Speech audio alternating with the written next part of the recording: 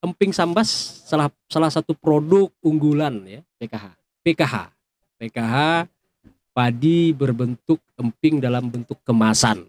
Nah, jadi kalau memang ada yang mau niat beli, silakan hubungi PKH Bang Wahyudi. Kalau di Pontianak bisa juga hubungi Pak Mahyus karena jaringannya langsung Pak Mahyus ya. Sip. Itu Pak ya. Ya. Oh, dosen yang di dalam, mungkin mahasiswanya. Oh, gitu. Ya, artinya tidak ada goncangan. Jadi kita teruskan. Kan Bapak banyak yang masih ingin Bapak selesaikan. Tapi kan harus satu priori Pak. Kenapa tidak mau 2 priori? Bapak itu digabungkannya 2 hal, bodoh dengan malas. Jadi kalau udah digabung 2 penyakit itu, Bapak diperlukan untuk kembali ke Kabupaten Sambas, ya mungkin di luar pendidikan ataupun masih di bidang pendidikan, siapa ya?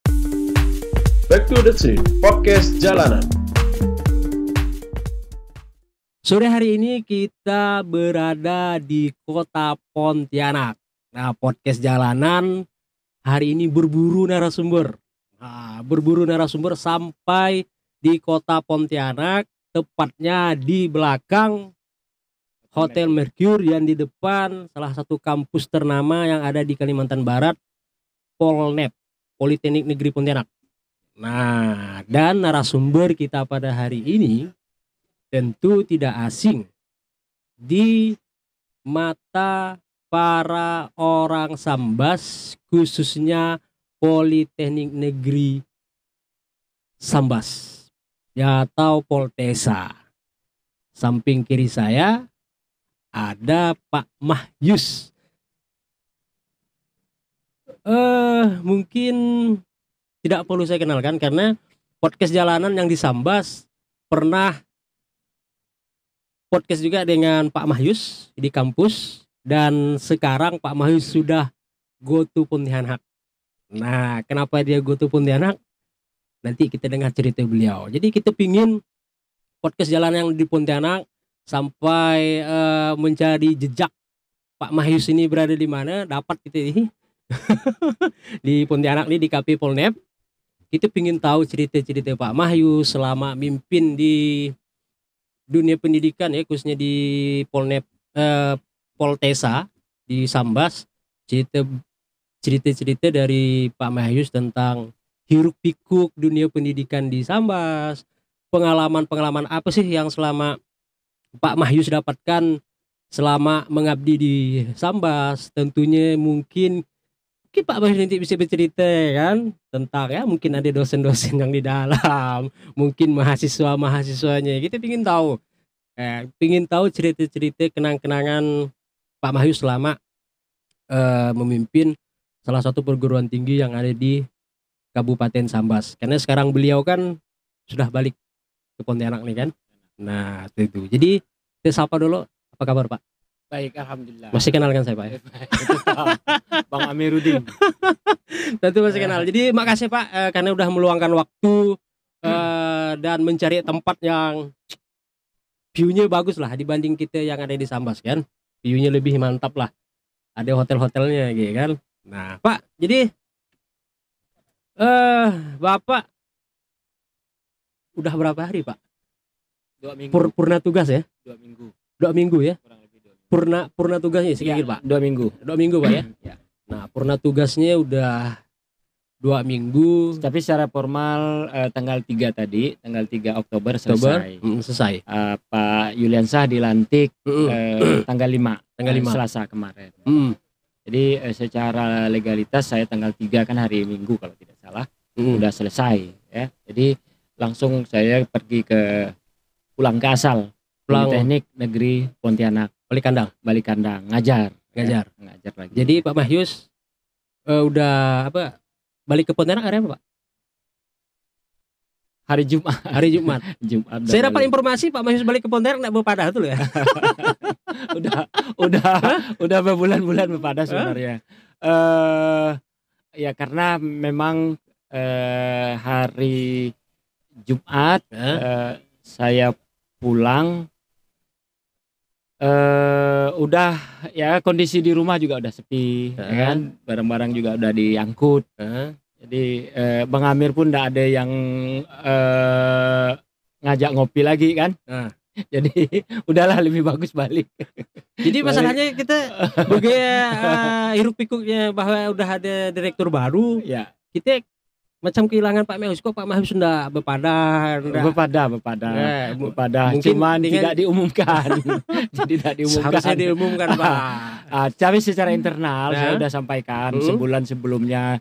Saya kan terakhir mewisuda, mewisuda. Kemudian sorenya saya melantik, melantik beberapa PNS, CPNS menjadi PNS, kemudian melantik P3K setelah wisuda di pagi dan siang hari. Setelah itu tinggal lagi beberapa dokumen yang harus saya tanda tangani untuk 2 hari itu. Sudah selesai. Sampai tanggal 2 sampai tanggal 2 ya, besoknya sudah tidak lagi. Langsung saya pulang. Jadi Bapak waktu Balik ke Pontianak Pontianak. diantar nggak oleh kawan-kawan di Diantar. Nggak, takutnya kalau nggak diantar sampai dengan kuntilanak Pak. Sama dengan apa ya, jelangkung. Diantar ya. Diantar. Saya diantar ke rumah. Ya, datang Cuma dia datang dia jemput, Ya, paling nggak betul. diantar kan bahaya Pak. Waktu datang dulu 4 tahun yang lalu memang dijemput. Jemput ya. Pulang sampai ke rumah di Sambas, kemudian Sambas ke Pontianak, saya balik sendiri. Dan saya enggak minta diantar. Oh enggak ya? Enggak minta. Memang mereka mau ngantar. Saya enggak mau. Karena saya singgah-singgah. Keluarga kan banyak. Ada di sini termasuk di kampung saya. Nah, itu. Pak. Jadi mereka sangat inilah. Jadi kita pengen tahu Pak. Mungkin Bapak selama enggak mau cerita, mudah-mudahan di sini Bapak cerita lah ya. Nah, jadi selama Bapak mengabdikan diri lah ya. Mengabdikan diri di Sambas, khususnya menjadi orang nomor 1 di Politeknik Negeri Sambas di tahun 2017 Pak ya. 17 ya. Apa Pak perasaan Bapak selama mengabdi kurang lebih hampir 5 tahun lah ya? 4 tahun. 4 tahunan ya. Ya saya karena udah punya pengalaman di Politeknik Negeri Pontianak, ya kan. Jabatan direktur bagi saya di sana bukan sesuatu yang asing, bukan sesuatu yang baru bagi saya. Tetapi medannya kan berbeda, ya. Jadi dan berbedanya pun jauh, ya. Perbedaannya jauh antara Politeknik Negeri Pontianak dengan Politeknik Negeri Sambas. Ya kan? Saya seperti balik kampung, ya. Walaupun kampung saya bukan Sambas, ya. Tetapi karena atmosfer budaya, kemudian adat istiadat, termasuk bahasa, ya saya seperti berada di kampung sendiri. Nah, keuntungannya ketika memimpin di Sambas itu saya paham psikologi orang Sambas, saya paham budaya orang Sambas dan sebagainya. Nah, saya memix ya, menggabungkan antara tradisi akademik dengan tradisional, ya, tradisi orang Sambas. Nah, di situ ada kemudahan bagi saya karena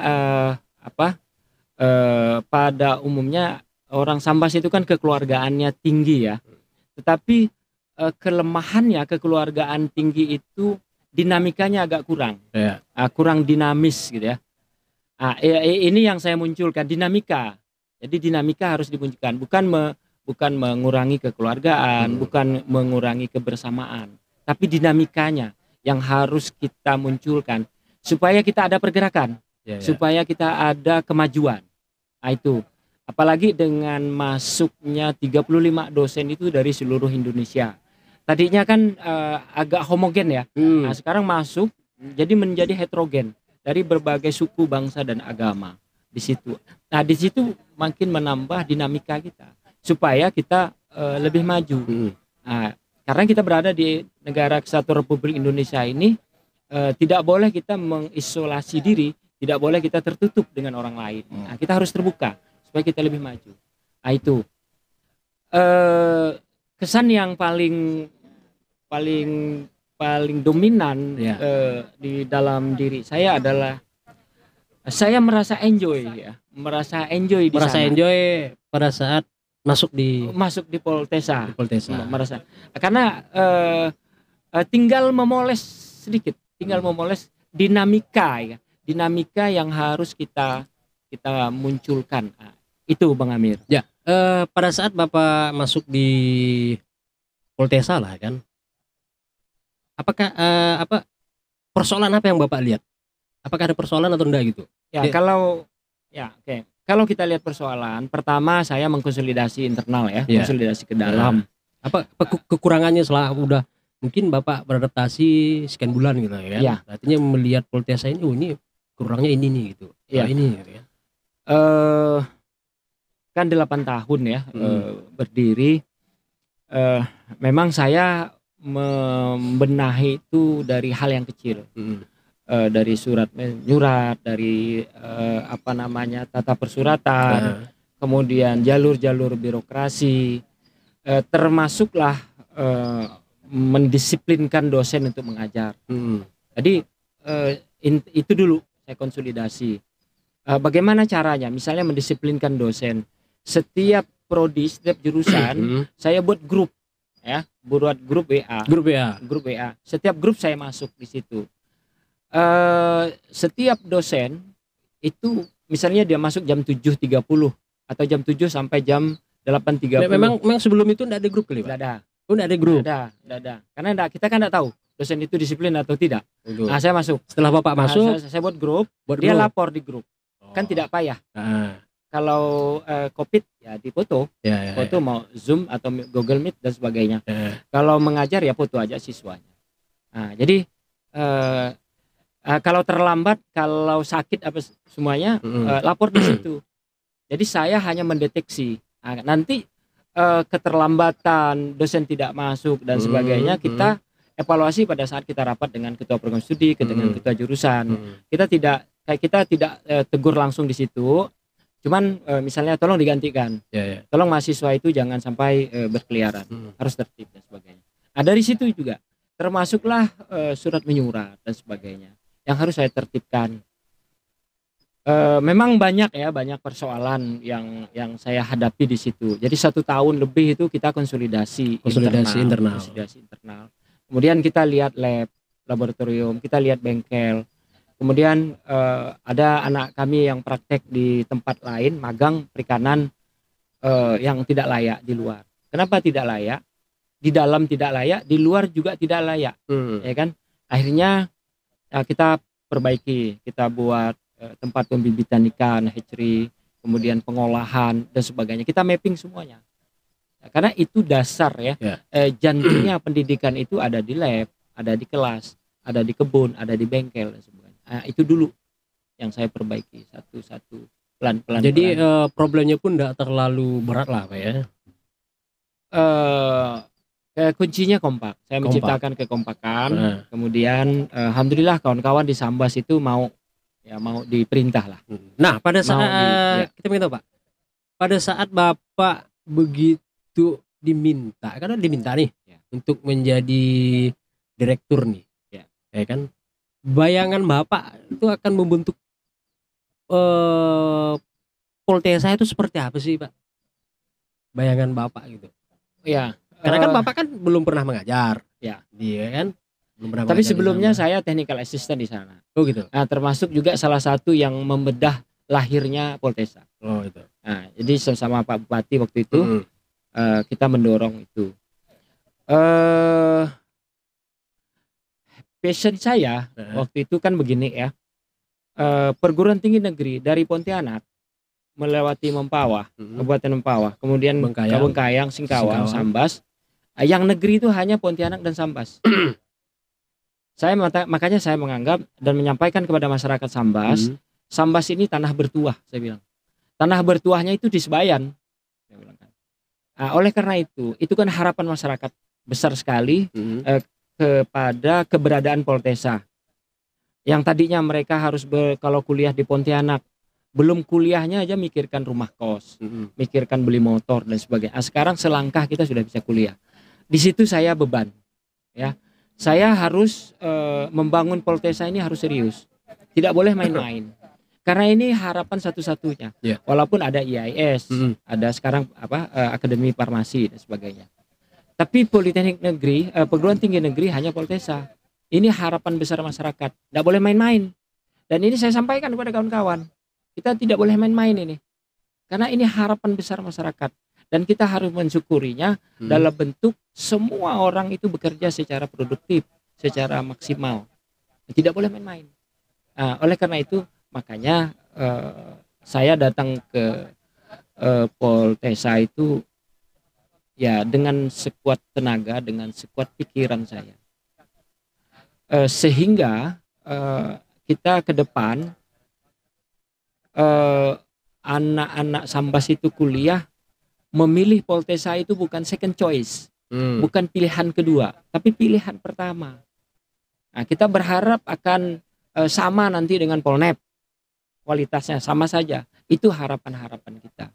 Makanya semuanya harus dilengkapi. Fasilitas-fasilitas pendidikan. Sekarang gedung sudah. Lab, bengkel dan sebagainya. Megah lah, megah. Insya Allah kata orang megah, ya kan? Itu kan menjadi kebanggaan, kebanggaan masyarakat. Ini milik masyarakat, ya. Kita hanya sebagai ya koordinator lah di situ. Gitu. Ada Pak, karena ini kan mendidik mahasiswa nih Pak. Ya.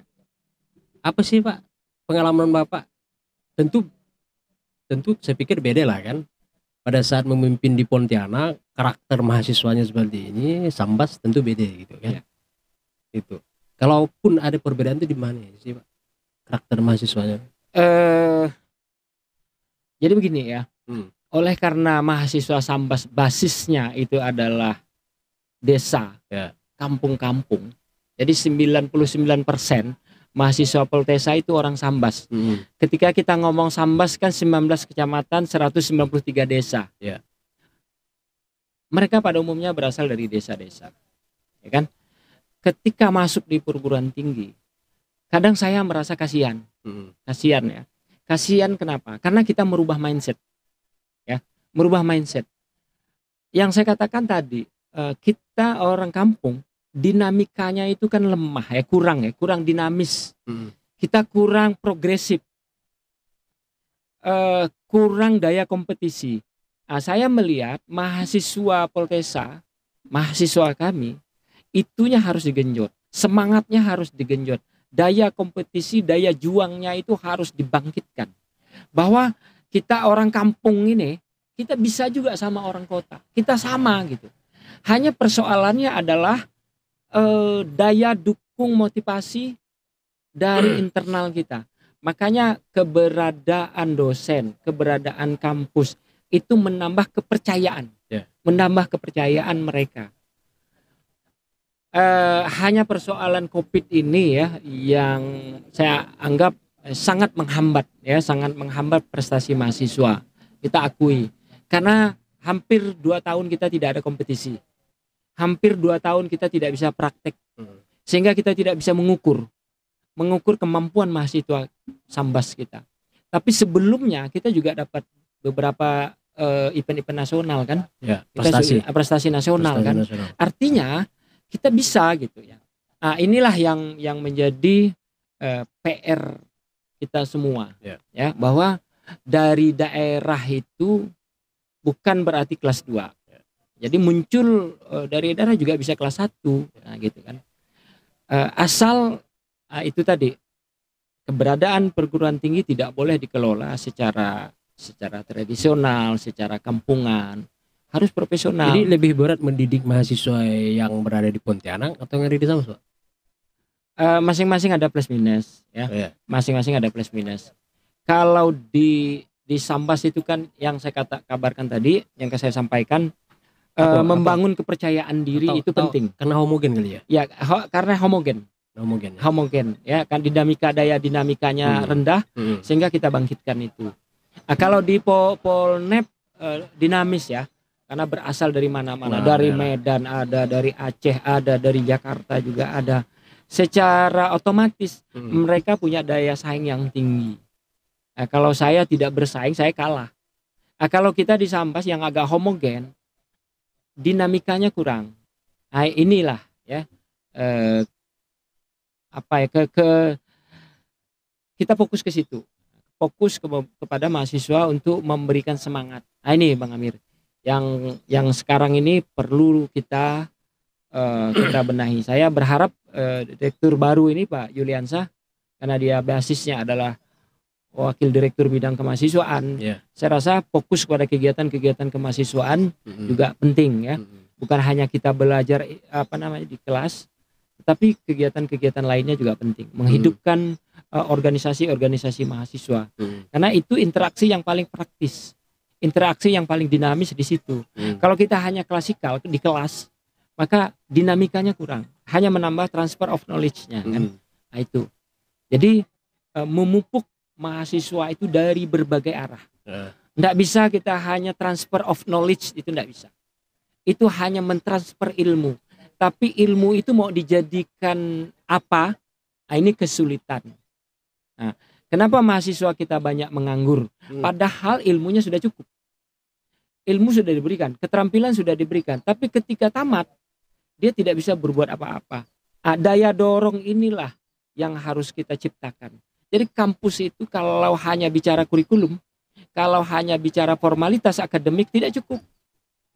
Harus ada daya topang. Karena kurikulum kita itu kurang membina atau membangun karir mahasiswa. Karena filosofis pendidikan sebenarnya di SMA dia mendesain karir, desain, gambar, menggambar desain. Di perguruan tinggi dia membangun karir. Desain udah dibuat, tinggal dibangun. Karena terminal akhir kan. Nah, untuk membangunnya inilah, terminal akhir inilah tidak boleh sembarangan. Bukan berarti sebelumnya itu sembarangan, bukan begitu. Tapi kita harus tahu mahasiswa ini nanti mau diarahkan kemana. Kita makanya terakhir ini di masa jabatan saya membentuk bimbingan konseling BK. BK termasuk bimbingan karir. Ada IBST, inkubator bisnis, teknologi swadana dan lain-lain lah. Nah, itu. Ada enggak Pak yang belum tercapai lah keinginan Bapak selama memimpin Poltesa? Ya banyak ya, kalau kita banyak ya. sekali, dan itu menjadi PR direktur baru.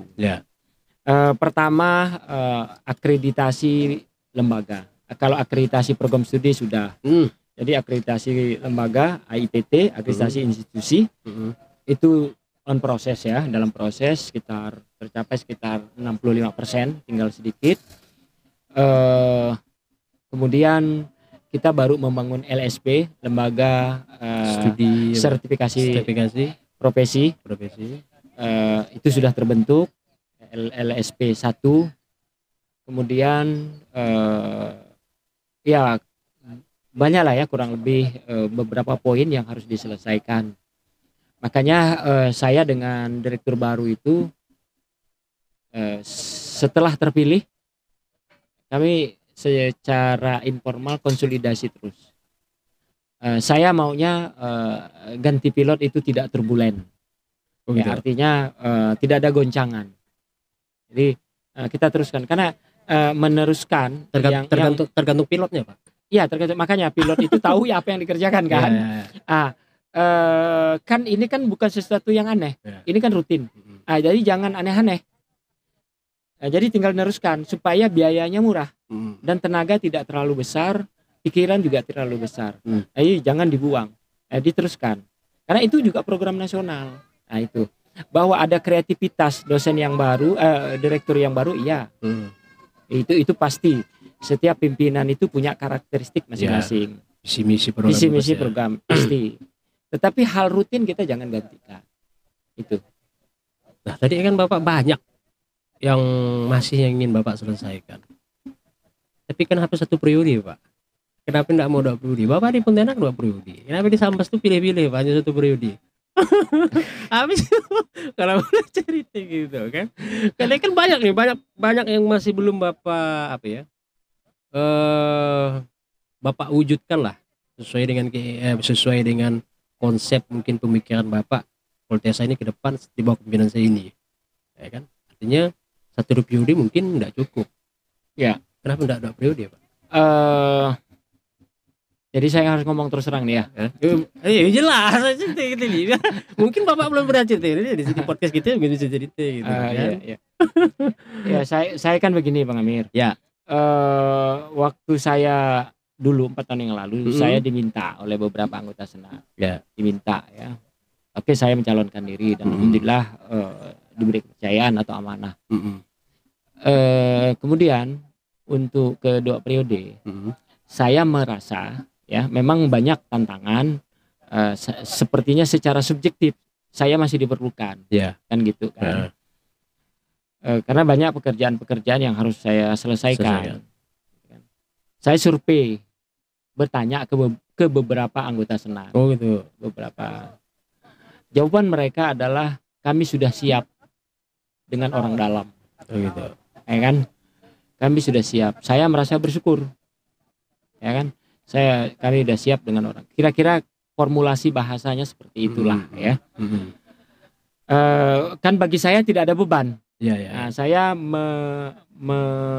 mengakhiri kalau gitu kan, saya mengakhiri amanah yang diberikan. Dan saya merasa enjoy dan saya merasa berbahagia karena permintaan mereka dulu, mereka minta bantu, minta dituakan. Nah, sekarang mereka kan udah tua, mereka sudah bisa mandiri, ya kan? Kalau dulu belum mandiri, perlu bimbingan. Perlu bimbingan. Nah, sekarang mereka sudah saya bimbing, dan mereka bisa mandiri, bisa dengan orang dalam. Jadi sekarang tuh jam terbang itu udah. Jadi dan terbukti memang 4 orang calon. Ya, ada 4 orang yang bisa calon, ada 2 ketua jurusan, 2 wakil direktur. Nah, jadi ya saya merasa saya tidak bisa dan saya tidak mungkin berkompetisi sama mereka, ya. Bukan takut kalah, bukan, ya, bukan. Tetapi karena mereka sudah merasa mandiri, mereka sudah merasa mampu. Saya bersyukur karena memang dulu janjinya saya 1 periode, ya kan? Saya 1 periode untuk mengantarkan Poltesa ini. Dan saya yakin ke depan Poltesa itu lebih maju. Saya yakin. Karena orang dalam. Kalau saya kan orang luar, orang dari Polnep, ya kan? Ini orang dalam. Saya punya keyakinan, keinginan untuk maju itu lebih besar daripada saya. Saya punya keyakinan seperti itu. Jadi ya cukup. Dan itu memberikan kesempatan juga kepada kawan-kawan regenerasi. Dan mereka semua wadir, semua kajur, saya berikan mandat, saya berikan job desk yang kewenangan yang penuh masing-masing bidangnya. Jadi ketika mereka memimpin, saya yakin bahwa mereka bisa. Karena waktu saya memimpin, ya saya lebih banyak ngasih arahan aja. Nah, mereka yang banyak kerja. Nah, mereka tahu. Berapa fakultas sih Pak? Sebelum Bapak masuk berapa fakultas? Bukan fakultas, jurusan. Jurusan. Sebelum ada Bapak masuk? Sama, saya tidak ada perkembangan. Jurusan 9 program studi. Karena saya menganggap belum memungkinkan untuk menambah program studi baru. Kalau ke depan ini ya banyak program studi baru yang harus dibuat. Misalnya jurusan teknik sipil, arsitek, kemudian peternakan. Cuman masalahnya kan kita kendalanya sumber daya manusia. SDM dosen. Ini yang jadi masalah. Ya kan? Jadi kalau kita mau buka program studi baru, itu yang dekat ranah kelompok keilmuannya. Supaya bisa share dosen yang udah ada, bisa dijadikan home base-nya di ini. Kalau sipil satu pun kita tidak punya kan. Nah, gimana caranya membangun program studi sipil, teknik sipil, kemudian peternakan. Apakah kita kalau rekrutmen dosen paling kita bisanya kontrak, part timer dan sebagainya, part time. Tapi di Sambas kan masih kurang, harus part time-nya dari Pontianak mungkin, dari mana-mana, dan itu memang biayanya mahal. Ya insya Allah kalau itu dikomunikasikan dengan pemerintah pusat bahwa kita daerah perbatasan yang harus berkompetisi dengan luar negeri, dan kita tidak mau dianggap daerah tertinggal, kita tidak mau diremehkan oleh negara tetangga sebelah, ada akselerasi, harus ada percepatan sumber daya manusia, harus ada penambahan program studi. Jadi tidak boleh kita diam. Gitu. Nah Pak, saya dengar kan Poltesa kan banyak juga menjalin kerjasama dengan pihak swasta, pihak gitu loh Pak. Ya betul. Ya. Kita kerjasama dengan WHW di Ketapang, Perusahaan sawit ya. perusahaan tambang. Banyak rekrutmen anak-anak teknik mesin. Kemudian Wilmar merekrut tenaga kerja dari Poltesa. Banyak yang lain-lainnya juga, perusahaan-perusahaan kecil menengah. Kalau boleh tahu Pak, tiap tahun tuh lulusan dari Poltesa selama Pak mimpin lah ya, tahun Bapak, berapa banyak sih Pak yang diserap? Artinya berapa persen sih dari jumlah yang lulus, yang sarjana lah bahasanya ya, habis itu langsung bekerja gitu sesuai dengan kerjasama tadi nanti dengan perusahaan? Kan data itu dinamis ya. Data itu sangat dinamis. Kemudian kesulitan kita itu, kita sudah buat CDC kalau tidak salah. Jadi itu adalah jembatan informasi anak yang belum bekerja, kita carikan lowongan pekerjaan, anak yang sudah bekerja juga melapor. Ya. Kami tidak bisa mendata secara detail berapa persen untuk hari ini atau masa kepemimpinan saya. Seingat saya dia kan ada indikator ya, ada indikator masa tunggu setelah tamat, kemudian salary gajinya. Daya serap itu kurang lebih 35%. Kalau tidak, ya 35%. Tetapi itu data dinamis ya, sangat dinamis. Mereka kerja di mana dan sebagainya. Sepanjang, jadi pemahaman kami ini adalah kita tetap berinteraksi dengan dunia usaha, dengan dunia industri. Setiap tahun, bahkan kita setiap semester karena ada pemagangan, kita memperbaharui MOU, kemudian SPK, kesepakatan untuk anak kita magang, kemudian dari magang itu biasanya direkrut menjadi tenaga kerja. Memang kuncinya itu adalah bagaimana anak itu tamat itu bisa bekerja, ya kan? Inilah yang menjadi PR kita bersama. Kemudian kami selaku manajemen pada waktu itu selalu mengevaluasi dan welcome terhadap perusahaan-perusahaan itu.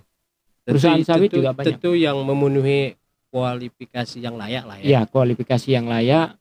Ditempatkan. Betul. Maka sekarang ini LSP itu penting karena itu pendamping ijazah. Mereka bisa berbuat apa? LSP itu kan berpatokan kepada keinginan perusahaan, kompetisi apa yang diperlukan, kerjasama dengan Depnaker. Jadi di situ kita tidak hanya mengandalkan transkrip nilai dan ijazah, tetapi pendamping ijazah itu penting. Karena pendamping ijazah itu yang namanya sertifikasi profesi, keahlian, itu sangat terukur kemampuan mahasiswa.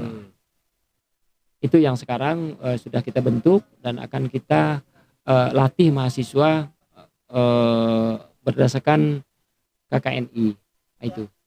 Itu Bang. Jadi Pak, harapan Bapak dengan direktur yang baru ini, sebenarnya bukan baru sih ya. Pak Yuliansyah ini kan orang lama sebenarnya. Produk lama. Ya, produk lama. Cuman jabatan yang baru. Ya Pak Yuliansyah kan dulu pernah Wadir 1, Wadir 3, ya kan ya, sudah 2 periode. Dan tahulah ya, tahu dapurnya kita itu tahu. Dan pada saat saya memimpin, beliau juga saya libatkan. Ya, tidak ada yang menjadi rahasia di kita. Jadi harapan Bapak ke beliau ini sebenarnya? Ya, saya punya harapan Poltesa lebih maju dari saya dulu. Nah, itu baru kita beruntung. Kalau rugi itu tidak berubah pun rugi. Makin mundur itu namanya bangkrut. Jadi tidak mungkin mundur menurut saya. Tidak mungkin mundur. Karena kan kita tahu indikator ya. Indikator kemajuan. Kita mengawal itu gitu kan. Nah, jangan sampai mundur ya. Stuck pun jangan gitu kan. Karena kan jalan sudah ada ini. Bahwa alasan pandemik itu kita harus cerdas dalam mensiasati keadaan. Dari infrastruktur kampus sudah sangat memadai. Memadai. Sudah sangat memadai. Belum sangat ya. Belum sangat ya. Sudah memadai Sudah lah. memadai. Sudah memadai. SDM-nya SDM-nya sudah banyak, dosen-dosen baru sudah banyak. Kelemahan kita sekarang ini adalah di alat, di tempat alat-alat praktek mahasiswa. Jadi kita harus revitalisasi. Kemudian bukan hanya tidak mengikuti perkembangan zaman, tapi ada alat-alat basic kita itu yang belum ada. Ini yang harus kita beli. Ini yang harus kita sampaikan kepada pemerintah pusat. Karena itu adalah alat treatment mahasiswa untuk kompeten di bidangnya. Politeknik itu identik dengan praktek. Mahasiswa tidak diajarkan ilmu apa ya namanya? Ilmu yang enggak ada gitu kan. Artinya itu ilmu black magic itu enggak. Artinya ilmu pasti semuanya. Ilmu pasti semua harus terukur. Nah, makanya kita fokus pada alat. Tempat praktek dan sebagainya. Nah, harapan Bapak terhadap Sivitas Akademi Keluarga Besar Poltekkes? Saya tidak mengklaim bahwa masih dosen itu disiplin dan sebagainya ya. Dosen merasa diperhatikan, itu kan sangat relatif ya. Harapan kita dengan direktur baru kan ada darah segar, ada angin segar, ada nuansa baru. Tentu semua dosen harus semangat, jadi jangan melemah. Kalau melemah berarti kita bangkrut, mundur kita, ya kan? Perbaikan terus menerus dalam proses pengajaran itu sangat penting, karena mahasiswa sekarang ini kompetensinya harus terukur. Ya. Harapan kepada mahasiswanya, Pak? Mahasiswa ya kita berharap banyak nggak Pak yang bandel-bandel yang kena DO ya? Banyak. Mereka bandel dalam diam. Ya. Kasus terakhir saya di sana itu mendeokan anak, orang tuanya datang. Kenapa anak saya DO, Pak? Nah, saya lihat dokumennya di jurusan. Ya, ternyata dia dipanggil beberapa kali, HP-nya dirubah nomornya, tidak aktif lagi. Kemudian dia banyak di rumah, kuliah tidak online dan sebagainya. Kita di masa pandemi ini bukan berarti mentolerir yang seperti itu gitu ya. Tidak kuliah oke, tidak ada masalah. Tapi kan dosen menyampaikan secara online, secara daring, kan gitu. Nah, itu yang harus kita inikan gitu kan. Jadi tidak boleh diam, harus dinamis, kita harus bagaimana menyesuaikan keadaan. Tetap DO jalan terus. Kalau tidak disiplin, kalau tidak belajar, nilai D sampai 45, sampai nilai E, kita kan sistem gugur. Tetapi untuk menggugurkan mahasiswa itu harus ada remedial. Misalnya dia nilai E, dipanggil dulu. Kelemahannya di mana? Di komposisi tugas, di komposisi ujian akhir atau yang lain. Kalau misalnya dia tidak ujian, diberikan ujian. Jadi kita tidak mengeksekusi sepihak. Yang DO itu digabungkannya dua hal, bodoh dengan malas. Jadi kalau udah digabung dua penyakit itu, bodoh dengan malas, susah kita. Ya, saya lebih bagus dikasih mahasiswa yang bodoh tapi rajin, daripada mahasiswa yang pintar tapi malas. Dengan rajinnya itu bodoh menjadi pintar. Tapi dengan malasnya pintar pun menjadi bodoh. Jadi harapan Bapak terhadap mahasiswa setelah ditinggalkan? Kita berharap bahwa Anda berada di ujung negeri di sana, bela NKRI ini dengan cara meningkatkan SDM, meningkatkan kemampuan, meningkatkan daya kompetisi. Bahwa kampus ini adalah dunia kecil. Kampus ini adalah tempat mengekspresikan diri, ya. Berimprovisasi itu paling mudah di kampus. Anda mau jadi apa di kampus mengakomodir. Bahwa ada kekurangan sana sini, iya. Di mana yang tidak ada kekurangan? Nah, kekurangan itulah yang menjadi PR kita bersama, termasuk mahasiswa. Nah itu, jadi kita besarkan kampus kita ini. Jangan kita robohkan. Robohkannya dengan cara apa? Mahasiswa gampang merobohkan kampus. Nggak usah kuliah. Nah, kan gitu. Nggak usah ikut dosen. Nggak usah ikut kegiatan. Cuek aja kan. Jadi keberadaan kampus itu tidak membawa dampak apa-apa. Nah, itu jangan. Pelihara kampus. Kemudian yang tamat, besarkan alumni. UGM itu dibesarkan oleh para alumni. ITB juga sama, dibesarkan oleh para alumni. Ya. Kita kan alumni kita juga sudah banyak yang bekerja di mana-mana. Besarkan itu kampus itu. Dengan cara apa? Membangun link dengan kampus, menyampaikan informasi, ada pembaharuan dan sebagainya. Komunikasi seperti itu. Oke, Pak. Mungkin terakhir, Pak. Ya. Suatu saat Bapak diperlukan untuk kembali ke Kabupaten Sambas, ya mungkin di luar pendidikan ataupun masih di bidang pendidikan, siap Pak ya? Siap, tidak ada masalah. Yang penting kan kita bangun ya. Ya. Yang paling penting kan niatnya. Ya. Niatnya. Kalau kita ingin membangun secara bersama-sama, kemudian tidak main-main dan sebagainya, ayo kita sama-sama. Ya kan? Itu Bang Amir. Itu ya? Ya. Oke Pak. Makasih. Cukup mungkin podcast kita pada hari ini. Jadi paling tidak saya ucapkan terima kasih Pak karena udah meluangkan waktu dan memilih tempat yang sangat bagus lah, presentatif kalau untuk podcast di Ya. Jadi